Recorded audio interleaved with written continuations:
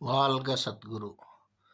ஜாதகத்தில் 7ஆம் இடம், 12ஆம் இடம் இந்த 2 இடத்தில் பாவ கிரகங்கள் உட்கார்ந்து இருந்தால், பிளேஸ்மெண்ட் ஆய் இருந்தால், இந்த கிரகங்கள் என்ன மாதிரி பலன் கொடுக்கும்?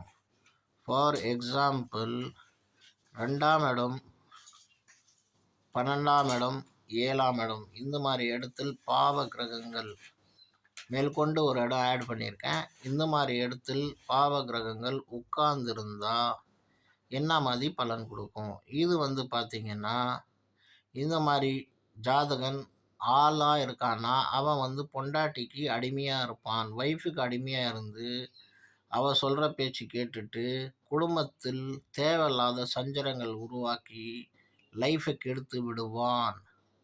இது உண்மையான விஷயம். கூட பிறந்தவங்கள நல்லா பழக மாட்டான், பேச மாட்டான், அவங்கள விரோதம் கொள்ளுவான், அவங்கள அடிப்பான், சண்டை போடுவான்.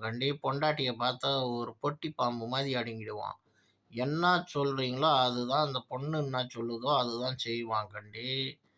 அவங்களோட அண்ணன் தம்பிங்க எவ்வளோ பாசமாக இருந்தாலும் அவங்கக்கிட்ட அனுகூலமாக பழக மாட்டான். இது பின்னாடி என்ன காரணம்னா, இந்த 2 கிரகங்கள் 7, 2, 12 அசுபர்கள் இருக்கிறது.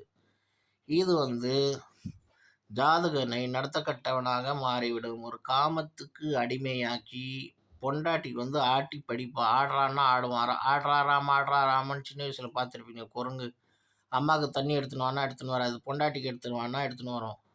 அது மாதிரி ஆடுறாராமா ஆடுவான், குஞ்சு குஞ்சு ஆடுவான்.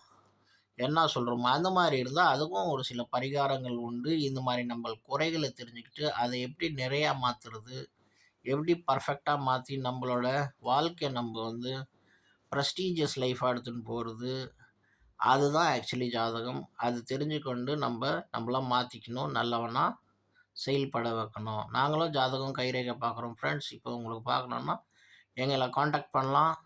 டிஸ்கிரிப்ஷனில் எங்கள் நம்பர் இருக்குது, அபவுட்டில் எங்கள் நம்பர் இருக்குது.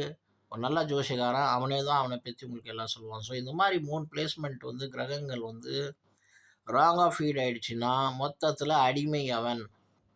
பொண்டாட்டிக்கு அடிமையாக இருந்து அந்த என்ன சொல்லுதோ அதுதான் செய்வான். போய் மண்ணை தின்னுடான்னா மண்ணை தின்னுவான், போய் இலையை தின்னுறான்னா இலையை தின்னுவான். அந்த அளவுக்கு காமமோ கெட்ட எண்ணமோ அவன் கண்ணை மறைச்சிடும். வாழ்க சத்குரு.